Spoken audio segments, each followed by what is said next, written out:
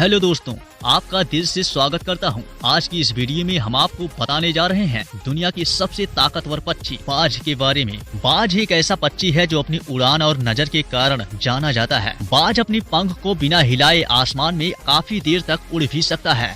बाज पक्षी, जिसे हम ईगल या शाहीन भी कहते हैं, जिस उम्र में बाकी परिंदों के बच्चे चिचियाना सीखते हैं, उस उम्र में मादा बाज अपने बच्चों को पंजे में दबोचकर ऊंचाइयों पर उड़ जाती है। पक्षियों की दुनिया में ऐसी कठिन ट्रेनिंग और किसी की नहीं होती। मादा बाज अपने बच्चों को पंजे में दबोचकर 12 किलोमीटर ऊंचाइयों पर उड़ जाती है, जितने ऊपर अमूमन हवाई जहाज उड़ा करते हैं, और वह दूरी तय करने में मादा बाज 7 से 9 मिनट का समय लेती है। अब यहाँ से शुरू होती है उस नन्हे चूजे की कठिन परीक्षा। उसे अब यहाँ बताया जाएगा कि तू किस लिए पैदा हुआ है, तेरी क्या दुनिया है, तेरी ऊंचाई क्या है, तेरा धर्म बहुत ऊंचा है। और फिर मादा बाज उसे अपने पंजों से छोड़ देती है।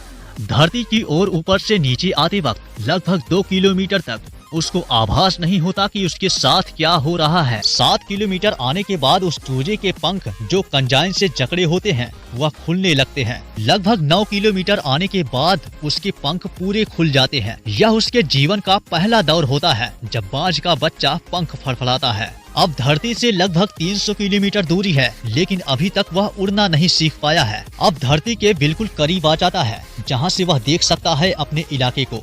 अब उसकी दूरी धरती से महज 700 से 800 मीटर होती है। अब उसे पता लगता है कि उसके जीवन की यह शायद अंतिम यात्रा है। फिर अचानक से एक पंजा आकर उसे अपनी गिरफ्त में ले लेता है और उसे अपने पंजों के दरमियान समा लेता है। यह पंजा उसकी माँ का होता है, जो ठीक उसके ऊपर चिपक के उड़ रही होती है, और उसकी यह ट्रेनिंग निरंतर चलती रहती है। जब तक वह उड़ना सीख नहीं जाता है, तब तक उसकी ट्रेनिंग कमांडो की तरह ही होती है। तब जाकर दुनिया को एक बाज मिलता है, अपने से 10 गुना वजनी प्राणी का भी शिकार करता है। इसका संघर्ष अभी तक समाप्त नहीं होता। बाज पक्षियों का राजा यूं ही नहीं कहलाता। अपने शानो शौकत और स्वाभाविक के लिए वह अनंत पीड़ा सहता है। 70 साल का बाज का उम्र होता है, लेकिन इसके जीवन का मोड़ तब आता है जब ये 40 वर्ष का हो जाता है। इस उम्र के पड़ाव में इसकी चोंच सामने की ओर झुक जाती है और ये काफी लचीली हो जाती है, जिससे यह शिकार नहीं कर पाता। अब इसके पास चुनाव होता है कि या तो यह मर जाए, क्योंकि यह उड़ नहीं सकता, और ना ही यह शिकार कर सकता है। पंख भारी हो गए, उड़ने में दिक्कत, शिकार नहीं पकड़ सकता क्योंकि उसके पैर के नाखून खराब हो गए, और जो उसे चोंच मिले हैं वो भी खराब हो गए। अब वह क्या करे, या तो वह मर जाए या फिर वो अपने आप को और कठोर बनाए। इसके पंख इतने भारी हो जाते हैं कि ये शरीर पर चिपक जाते हैं, जिससे उड़ने में काफी दिक्कत होती है।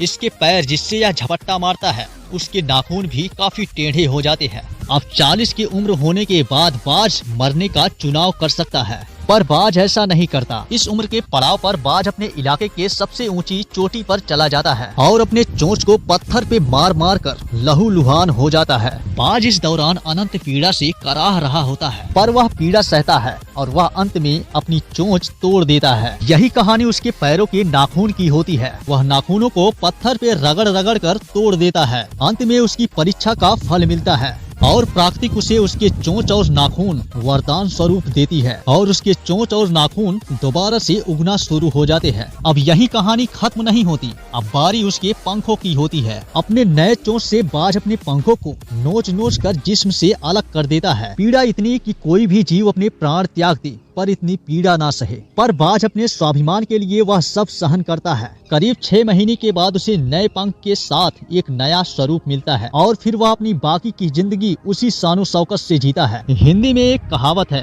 बाज के बच्चे मुंडेरों पर नहीं उड़ते। वर्तमान समय की अनंत सुख सुविधाओं का आदत व अभिभावकों के बेहिसाब लाड़ प्यार ने अपने बच्चों को मुर्गे जैसा बना दिया है। जिसके पास मजबूत टंगड़ी हो पर वो चल नहीं सकता, वजनदार पंख हो पर उड़ नहीं सकता। गमले के पौधे और जमीन के पौधे में बहुत फर्क होता है। बाज तो आखिर बाज होता है, इसीलिए उसे पंछियों का राजा कहते हैं।